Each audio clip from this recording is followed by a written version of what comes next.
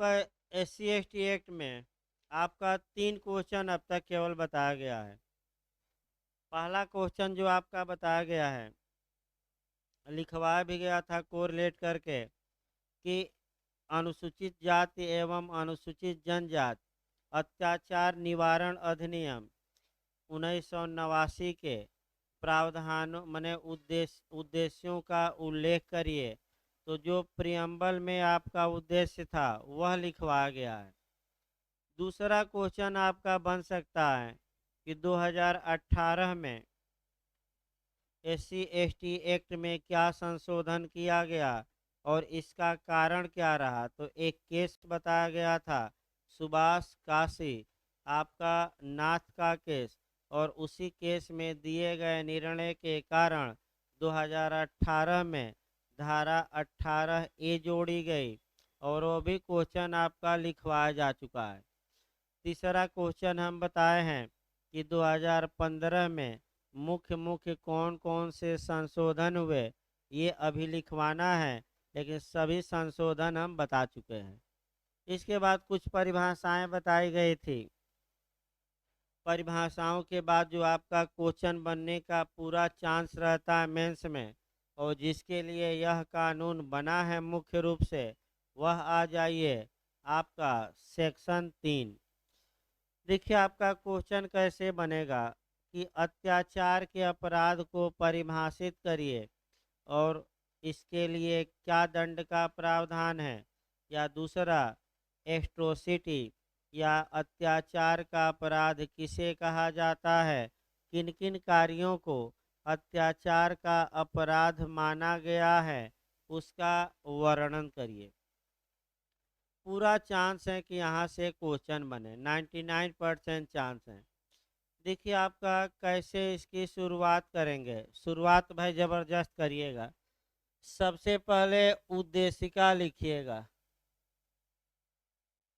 इसके बाद उद्देशिका के बाद आप जो लिखेंगे धारा 2 की परिभाषा ए लिखेंगे, और फिर शुरू करिएगा धारा 3, और धारा 3 में कम से कम शुरुआती दौर में आपका जो दिखाना पड़ेगा वह 29 कार्यों को ये जरूर लिख दीजिए। भले मेंस में लिखते समय 20 ही कार्य लिखिए, 25 लिखिए। तो देखिए हम शुरुआत करते हैं इसकी, यहाँ से शुरुआत करिएगा भूमिका बांध के।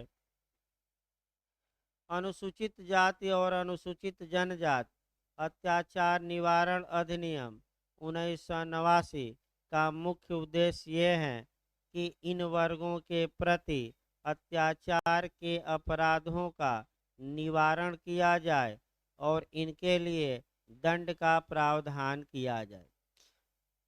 अत्याचार की परिभाषा इस अधिनियम की धारा 2A में दी गई है, यानी कि धारा लिखना पड़ेगा, कौन सी धारा, 2A में, जिसमें ये बताया गया है कि अत्याचार का तात्पर्य इस अधिनियम की धारा 3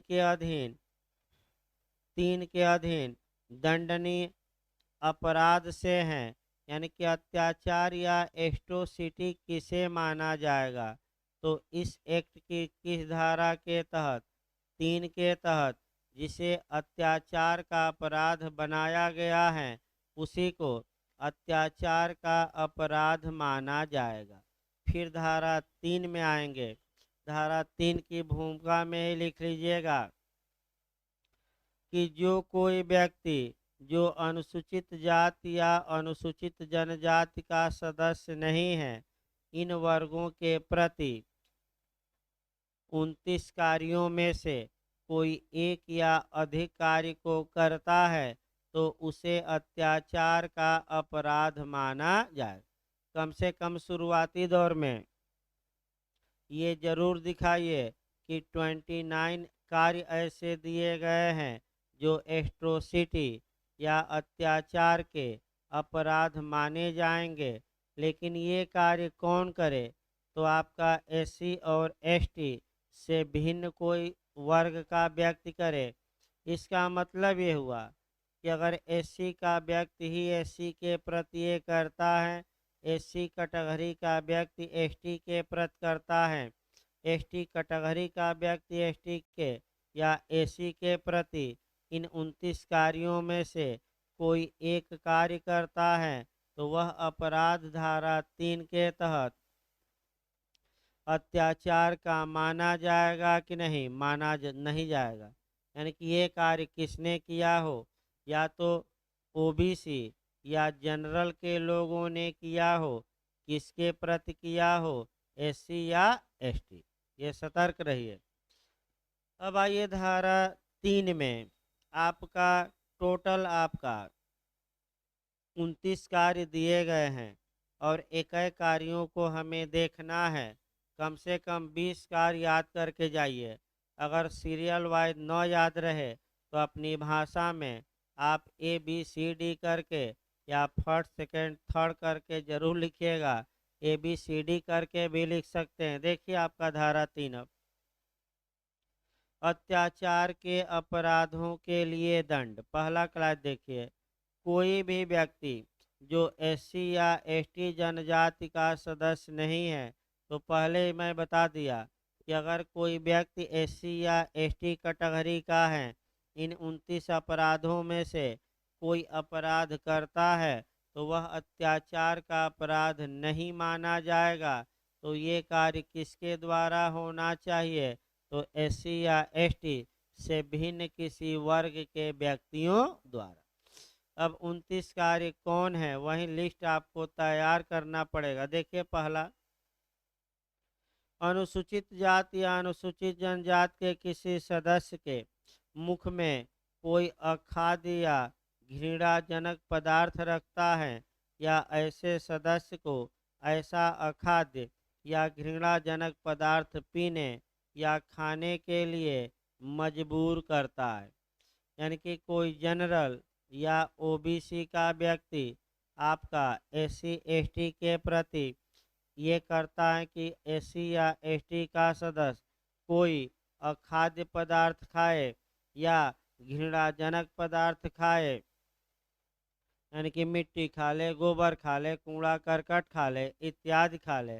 अब आगे भाई बताना संभव नहीं है, तो ये या मजबूर करेगा, या तो खिलाएगा या खाने के लिए क्या करेगा, मजबूर। यानी कि खाओ नहीं तो 10 डंडा मारेंगे, तो ये मजबूर कहा जाता है, स्वेच्छा से नहीं खाया है। तो ये एससी और एसटी का ये अत्याचार का अपराध कहा जाएगा कि नहीं, कहा जाएगा। दूसरा देखिए, एससी या एसटी के किसी सदस्य द्वारा दखलकृत परिसरों में या परिसरों के प्रवेश द्वार पर मलमूत्र, मल, पशु शव या कोई अन्य घृणाजनक पदार्थ एकत्रित करता है। यानी कि कोई मकान है, ज़मीन है जो एससी एसटी का है और उसी के ज़मीन के सामने आप या तो कह सकते हैं मलमूत्र करते हैं या आपका पशुओं को साफ करते हैं, यानी कि पशु वहाँ रख के और आपका चमड़ा उतारते हैं, ये हो सकता है। या कोई अन्य घृणाजनक पदार्थ एकत्रित करते हैं, यानी कि खूब कूड़ा करकट क्या करिए जिससे घृणा हो, गंदगी उसके दरवाजे के सामने या उसके मकान के सामने क्या करिए, फेंक दीजिए, तब भी ये अत्याचार का अपराध माना जाए। पहले दंड भी बता दिया जाए, क्योंकि बार बार आपका ये जो 29 कार्य दिए गए हैं, फिर एक बार समझिए, इनमें से जो भी व्यक्ति एक या अधिक कार्य करेगा वह दंड का भागी होगा। दंड की मात्रा 6 माह से कम नहीं होगी और अधिकतम 5 वर्ष तक की हो सकेगी। और जुर्माना, दंड हमेशा याद रखिएगा इन कार्यों के लिए, 29 के लिए कितना है दंड की मात्रा, 6 माह से कम की नहीं होगी और अधिकतम कितना हो सकेगी, 5 वर्ष तक, और इसी के साथ क्या लगेगा, जुर्माना। तीसरा देखिए, एससी या एसटी के किसी सदस्य को क्षति करने, अपमानित करने या क्षुब्ध करने के आशय से पड़ोस में मलमूत्र, कूड़ा, पशु शव या कोई अन्य घृणाजनक पदार्थ एकत्रित करेगा, यानी कि आसपास आप गंदगी एकत्रित करिए, कूड़ा करकट एकत्रित करिए, पशुओं का शव फेंक दीजिए ताकि एससी या एसटी के सदस्यों को क्षति हो। आपका इरादा ये है कि हम इसको क्षत पहुंचा दें या अपमानित कर दें या क्षोभित कर दें, माने ये क्षुब्ध हो जाए या अपमानित हो जाए कि हम इसके घर के सामने क्या है, गंदगी फैली है। चौथा देखिए, एससी या एसटी के किसी सदस्य को जूतों की माला पहनाएगा या नग्न या अर्धनग्न घुमाएगा, यानी कि जूतों की माला पहनाना या अर्धनग्न करके घुमाना, पूरी तरह नंगा करके घुमाना, इसको थोड़ा आईपीसी से भी जोड़ते रहिएगा। आईपीसी में भी अगर किसी, इसको कहते हैं आपका चीरहरण या द्रौपदी कांड, यानी कि द्रौपदी कांड से जोड़ सकते हैं, चीरहरण से जोड़ सकते हैं। तो किसी स्त्री को निर्वस्त्र करने के आशय से अगर उस पर हमला किया जाता है तो वर्तमान में यह अलग धारा में दंडनीय है। ये आपका 354 ए से लेकर और डी तक की धाराएं बनी हैं, उसमें वर्तमान में क्या है, दंडनीय। अगला देखिए, एससी या एसटी के सदस्य पर बलपूर्वक ऐसा कोई कार्य करेगा जैसे व्यक्ति के कपड़े उतरवाना, यानी कि जबरदस्ती कपड़ा उतरवाए, जबरदस्ती आपका सिर मुंडन करवा दे, मूछ रखा है तो मूछ हटा दे, चेहरे या शरीर को पोतना यानी कि कालिख पोत दे, या ऐसा कोई अन्य कार्य जो मानव गरिमा के क्या है, विरुद्ध है, यानी कि कालिख पोतना इत्यादि करना, कपड़ा उतरवा देना जबरदस्ती। अभी एक मामला घोड़ा पर भी आया था हाई कोर्ट में आपका, काफी चर्चित भी रहा कि एक आपका एससी एसटी का व्यक्ति घोड़े पर सवार होकर और आपका बारात निकालने वाला था, लेकिन कुछ लोगों ने उसे रास्ते में ही रोक लिया। ये मामला हाई कोर्ट आया और आपका हाई कोर्ट ने कहा कि ये अत्याचार का अपराध नहीं माना जाएगा। अब जो भी कारण हो, आपका कह सकते हैं, अब हो सकता है प्राइवेट रास्ते से आपका, इसमें हो सकता है कि जो जाने आने वाला हो रास्ता वह किसी का प्राइवेट रास्ता हो, सार्वजनिक न हो। लेकिन ये मामला घोड़ा वाला आया था आपका इलाहाबाद हाई कोर्ट में। अगला है इसमें कि जो ऐसा कार्य करेगा जो मानव गरिमा के क्या है, विपरीत है। तो गरिमा या डिग्निटी का जो अधिकार है, वर्तमान में तो मूल अधिकार हैं और ये अनुच्छेद 21 में समाहित हैं। फिर एक बार याद रखिए, सम्मान के साथ जीने का अधिकार ये वर्तमान में एक फंडामेंटल राइट है और किस अनुच्छेद में समाहित हैं, 21 में। चाहे कोई भी जाति हो, कोई भी धर्म हो, सबको सम्मान के साथ जीने का क्या है, हक है। अगला देखिए, एससी या एसटी के किसी सदस्य के स्वामित्वाधीन या उसके कब्जे में या उसको आवंटित किसी सक्षम प्राधिकारी द्वारा उसको आवंटित किए जाने के लिए अधिसूचित किसी भूमि को सदोष अधिभोग में लेगा, यानी कि जबरदस्ती उस पर कब्जा करेगा या उस पर खेती करेगा या ऐसी भूमि को अंतरित करा लेगा। तो अगर आपका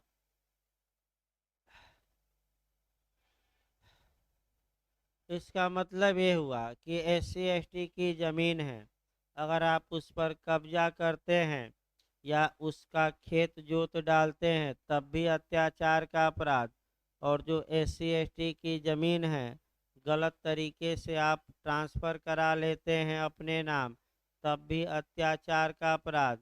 तो जहाँ तक यूपी की बात है, यूपी में आपका उत्तर प्रदेश भू राजस्व बना है 2006, यूपी रेवेन्यू कोड बना है और उसमें कुछ प्रावधान हैं, वो प्रावधान यूपी में देखना पड़ेगा। बिहार में ना लिखिएगा। ये केवल किसके लिए हम बता रहे हैं? यूपी के लिए। यूपी में कि जो एसटी कैटेगरी का व्यक्ति है, केवल एसटी कैटेगरी के व्यक्ति को ही अपनी कृषि भूमि अंतरित कर सकता है। वह न तो एसी को कर सक एसटी को ही कर सकता है। और दूसरा आपका पॉइंट आया कि जहाँ तक एसी कैटेगरी का व्यक्ति है, वह आपका कलेक्टर की अनुमति लेकर किसी अन्य को अपनी कृषि भूमि ट्रांसफ़र कर सकता है, लेकिन ट्रांसफ़र करने के बाद उसके पास उत्तर प्रदेश में पाँच नहीं आपका पाँच लगभग 505 बीघा जमीन बची रहनी चाहिए। यानी कि बेचने के बाद भी उसके पास कितना बचा रहे? लगभग 5 साढ़े 5 बीघा तक, तब वो ट्रांसफ़र कर सकता है। तो कलेक्टर से अनुमति ली जाती है। अनुमति के बाद ही, और बिना अनुमति के आपने क्या करा लिया? ट्रांसफ़र। तमाम लोग ऐसा कार्य कर रहे हैं भाई, इसमें शक नहीं है। आप देखेंगे तमाम अधिवक्ता भी ऐसा कार्य कर रहे हैं कि एसी की ज़मीन थी, दिखा ही नहीं रहे रजिस्ट्री में कि एसी की ज़मीन है, और आपका वह ज़मीन अपने नाम ट्रांसफ़र करा रहे हैं, लेकिन बाद में विवाद फंस सकता है। और जब फंसेगा तो रजिस्ट्री क्या होगी? अंत में कैंसिल। और अगर आप ट्रांसफ़र करा लिए हैं तो एक मुकदमा भी लग जाएगा, किसका? एससी एसटी एक्ट का, धारा 3 का।